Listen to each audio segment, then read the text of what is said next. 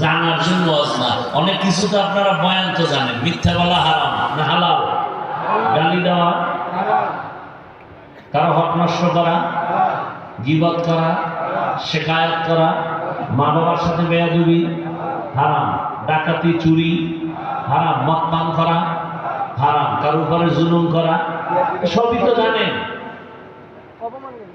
জানেন নাকি? জানার জন্য ওয়াজ না, ওয়াজের মূল মাকসাদ হলো কিছু বুঝতে হবে। কারণ যার বুঝ ঠিক সব ঠিক। বুঝটা যখন ঠিক হয়ে যাবে, জেনারেল লাইনের মানুষরাও নামাজ পড়বে 5 ওয়াক্ত।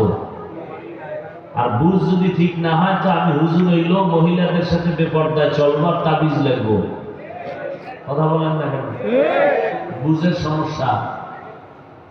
বুঝ ঠিক হয়ে গেছে, কলেজের প্রফেসর 5 ওয়াক্ত নামাজ পড়ে। বুঝটা যখন ঠিক হয়ে যায়, তখন র্যাব, আর্মি, পুলিশের চাকরিজীবীরাও নামাজ পড়ে। কথা ঠিক না? দেখেন এখানে আমরা যারা বসছি সবাই মুসলমান। কি আমাদের আল্লাহ কতজন? বলেন বলেন।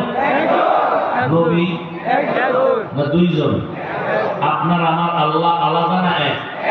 নবী, কোরআন, কাবা, ধর্ম, কালেমা, দুনিয়াতে আসছে সিস্টেম, বিদায়বেলা কাফনের সংখ্যা।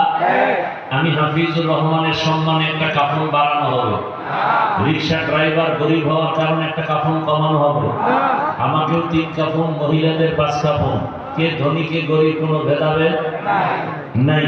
কাফনের উপরে লেখা থাকবে বড় সাহেবের লাশ, বড় হুজুরের লাশ লেখা থাকবে না, কালার হবে আলাদা। আমাদের হুজুরদের কাফনের কালার একরকম, আপনাদের কার একরকম? সব এক। কাফনের ভেতরে ঢুকার পরে বাহাদুরি আছে? কে ধনী কে গরিব, কে মালিক কে কর্মচারী, কাফনের মধ্যে ঢুকার পরে আর কোনো বুঝার উপায় আছে? কোন উপায় নেই। এই বাহাদুরি আমরা করি। কবরে যাওয়ার আগে বাহাদুরি সব শেষ। এরপরে কবরের সাইজ, বনশ্রী বা আপনাদের গোরান এলাকার কবরের সাইজ একটু বড়। কবরের মধ্যে 3 প্রশ্ন, তাও না আমার প্রশ্ন আলাদা, আপনাদের তো আলাদা। সবার বেলায় কয় প্রশ্ন? 3টা প্রশ্ন। প্রশ্নর সব সিস্টেম কি? রবের পরিচয় দাও, ধর্মের পরিচয় দাও, রাহমাতুল্লিল আলামিনের পরিচয় দাও। তাহলে আল্লাহ এক, নবী এক, কোরআন এক, কাবা এক, ধর্ম এক, কালেমা এক, দুনিয়াতে আসছি এক, কাফন এক, কালার এক, কবর এক, প্রশ্ন এক। তাহলে আপনাদেরকে বয়ান করবো কেন? আপনারা তো আল্লাহ মানেন, নবী মানেন, কোরআন মানেন, হাদিস মানেন, জান্নাত জাহান্নাম কিয়ামত সব মানেন না? মানেন না? তো বয়ান আপনাদের করবো কেন? বয়ান তো করবো চট্টগ্রামের পাহাড়ে গিয়া খ্রিস্টান মিশনারিদের বিরুদ্ধে। বয়ান তো করবো পঞ্চগড়ে গিয়া, যেখানে টাকার বদলে মুসলমানকে কাদিয়ানি বানানো হচ্ছে। ওই বিধর্মী যারা আল্লাহ চিনে না, নবী চিনে না, কোরআন হাদিস বুঝে না, তাদেরকে বয়ান করবো, হিন্দুদেরকে, বৌদ্ধদেরকে, খ্রিস্টানকে, ইহুদিকে। অথচ তাদেরকে বয়ান করবো দূরের কথা, আপনাদের পেছনে ঘুরতে ঘুরতে গাদা হয়ে গেছি। তা আমি একা না, দেশের সব আলেম ওলামা, তাবলীগওয়ালারা আপনাদের পেছনে ঘুরে, পীর সাহেবরা ঘুরে, জুমার খতিবদের বয়ান, আমাদের বক্তাদের বয়ান, ঘুম নাই, খানা নাই, নিজের পরিবারের চিন্তা নাই, উম্মত নিয়ে 12 মাস এই চিন্তা করতে করতে করতে করতে বিনিময় কি দিছেন? গালাগালি ছাড়া কি দিছেন? দিন শেষে দোষ কি? হুজুর খারাপ। দিন শেষে দোষ কি?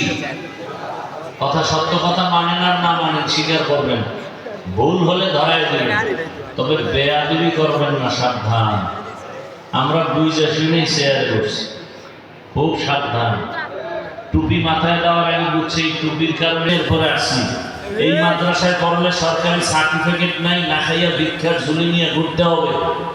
কিন্তু পৃথিবীর সব বাহাদুরের মাথা হাঁটুর নিচে চলে গেছে করোনার সময়। সেই সময় কোনো হুজুর না খেয়ে মরে নাই।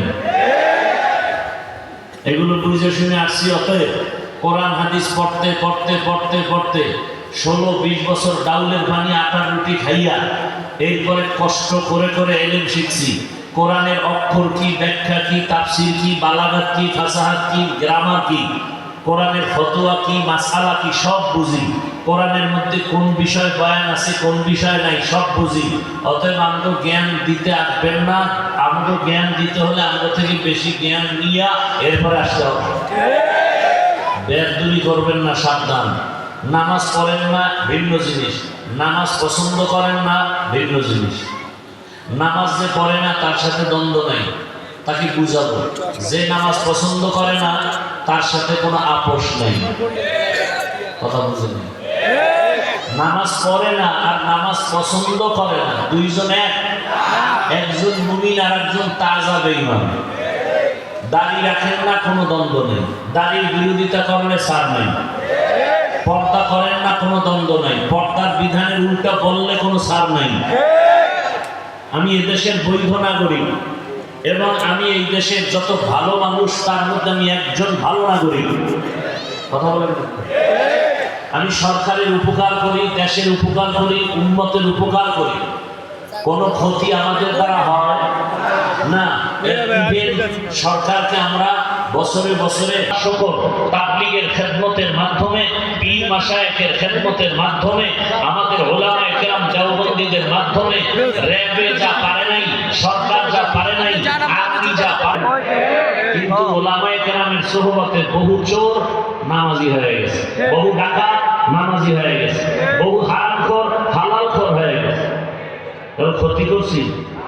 একটা লোক যদি দাঁড়ায় বলতে পারেন তাবলীগের কারণে আমাদের দেশের ক্ষতি, ইসলামের ক্ষতি, দেওবন্দীদের কারণে, পীর মাশায়েখের কারণে দেশের ক্ষতি, ইসলামের ক্ষতি, একটা প্রমাণ দেন, আমি মাঠে তাদের বিরুদ্ধে নেমে যাব। সোজা কথা, কোনো প্যাচ নেই।